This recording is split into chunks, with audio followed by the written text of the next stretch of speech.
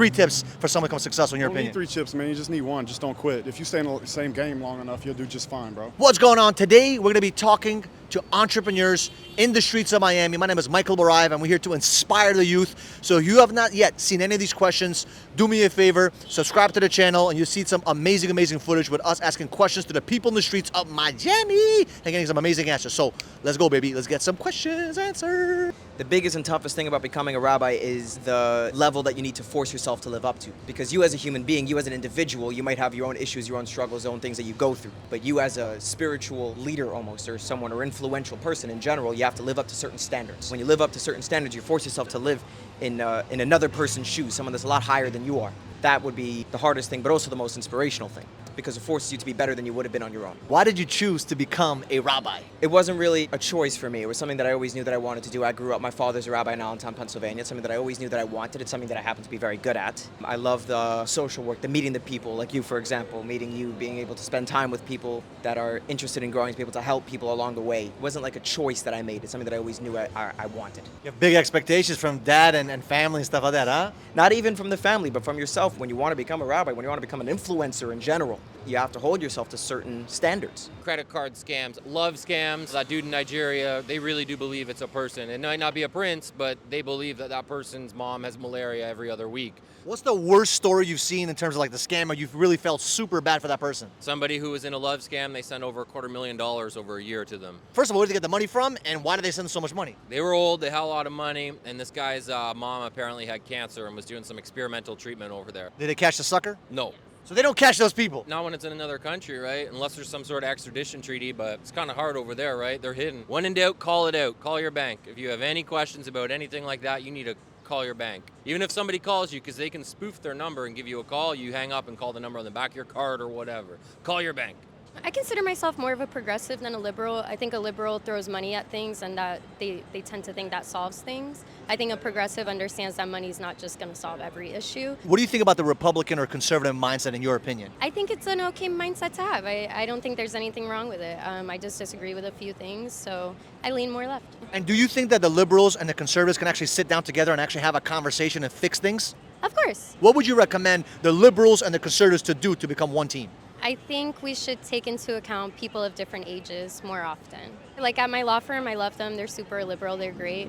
But there's not a lot of people my age. So how many people are actually going to represent me? And I think when we look at the Supreme Court or other places where you hold power for a long period of time, you start to wonder, are they holding on to that because they're passionate about it or because, power? Do you see yourself ever switching over to the right by any chance? At this point in my life, I don't think so.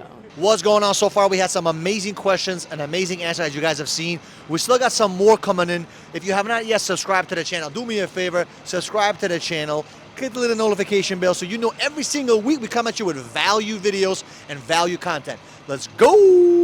3 tips for someone to become successful in your You don't need opinion. 3 chips, man. You just need one. Just don't quit. If you stay in the same game long enough, you'll do just fine, bro. A lot of people, they take a couple punches in one business, and then next thing you know, they're jumping in another business, taking the beginner's punches, man. Just stick to the same game.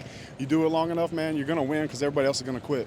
I was actually a nurse before this. Then I just hated being a pill-popping person. Just being like, hey, what do you need? Oh, here are all your pills. So I hated doing that. And they didn't feel better that day, right? And then if a person now comes into me and they're like, I have back pain, I give them a massage for 60 minutes, pain is gone, boom. If you don't mind me asking, what do you do for work? I'm a registered massage therapist. What do you love about your job? People come into my office and they're in pain, like 10 out of 10 pain, and they leave my office and they're in no pain. So how did you learn to have the skill set to remove pain from other people? Well, it was innate in me, and then I went to school, and then I just learned the basic massage therapy things, and then it just it happens. Mostly pain is in your muscles, and it's in your nervous system, right? So you have to relax your nervous system to feel better. So for someone that's 25 years old, they have a lot of pain, what would you tell them? I'd say get a freaking massage. But if your pain can't go away, then try a pill. But try the natural things first. I know a lot of men complain about the fact that women are hyper independent these days and they're not submitting. And the reason why, too, a lot of us don't submit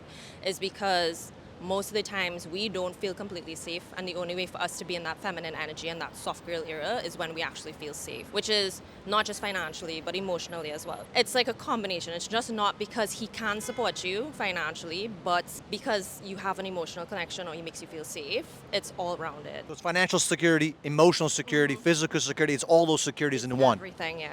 I know you're hustling, you're grinding, but do you ever see yourself kind of stepping back and being with a mate where you don't have to focus on that? I would love to be in my soft girl era. I would love to, actually, no, I lie. I can't be a housewife. I know this already. What? I've tried to relax, like do nothing. People say, no, stop working, like just take some time. And I panic when I don't have something to do.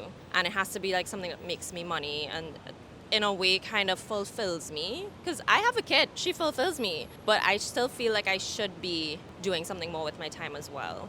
But if you had a partner, so to say, that can actually support you and take care of you, would you want to live that lifestyle, or would you still want to be solo and work on your I own? would still want to work for myself and make my own money, because you never know what could happen. I've seen it happen. It's not pretty.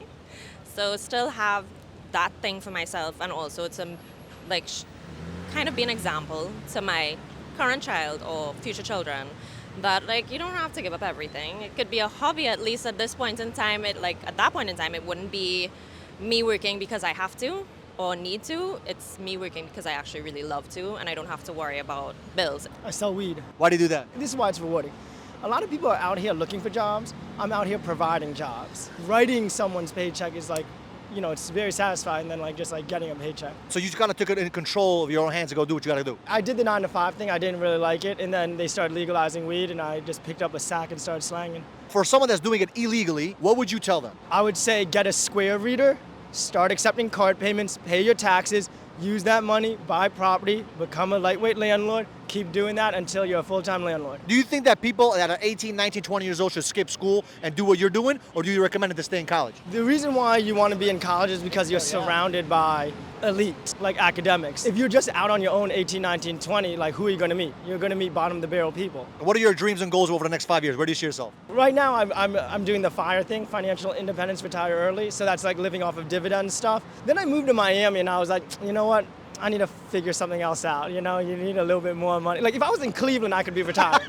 Not in Miami though. As you guys can see, we have some amazing questions with some amazing answers from the streets of Miami. If you have not yet subscribed to the channel so far, do me a favor, share this video and subscribe to the channel. We appreciate you guys a lot, and we'll see you guys in the next video.